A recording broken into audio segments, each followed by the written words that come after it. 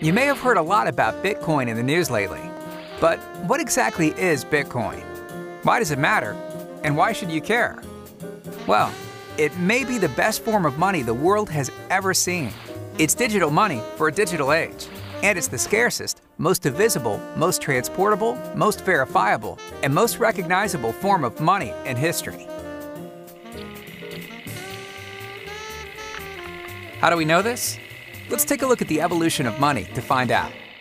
One day, around 25,000 years ago, a hunter killed a mammoth, and everyone in his village wanted some of the meat. As he began to give the meat to the villagers, he had to keep track of who he gave it to and how much he gave. For thousands of years, this was how people conducted trade. Since there was no ledger to track who owed what, everyone was forced to keep track of their own debts. But what if he could come up with some sort of ledger that kept track of who owed him and how much they owed?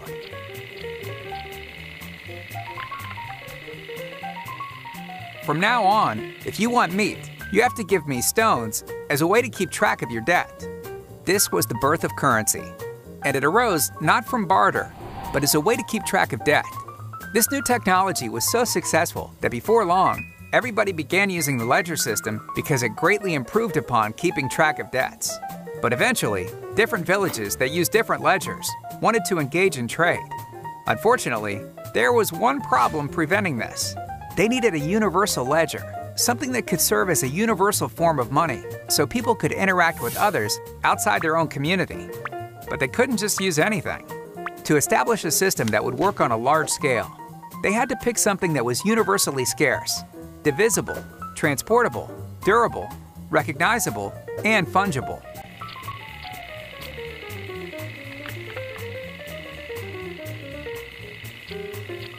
What about gold? Gold was almost perfect as a form of money.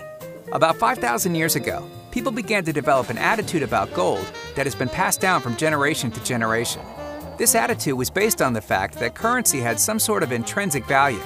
But the truth is, aside from gold serving as a universal ledger, it doesn't have any intrinsic value. This attitude continues today, and it's because of this attitude that people hoard gold, speculate in it, and wear it around their necks.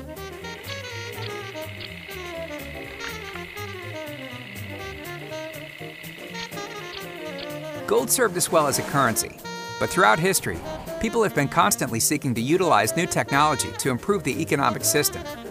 Before long, people sought to improve upon gold, and shortly thereafter, banks emerged. For a tidy fee, banks safely stored gold in vaults and circulated paper bills in exchange. Around 40 years ago, we saw yet another development in currency when we decided to start using credit cards and debit cards. Just like previous advances in currency, these advances came about as a way to use new technology to improve our financial system. But in the last 40 years, a lot has happened. Even though we've seen the rise of the internet and an information revolution, our system of money has not reflected these changes and is still rooted in the past.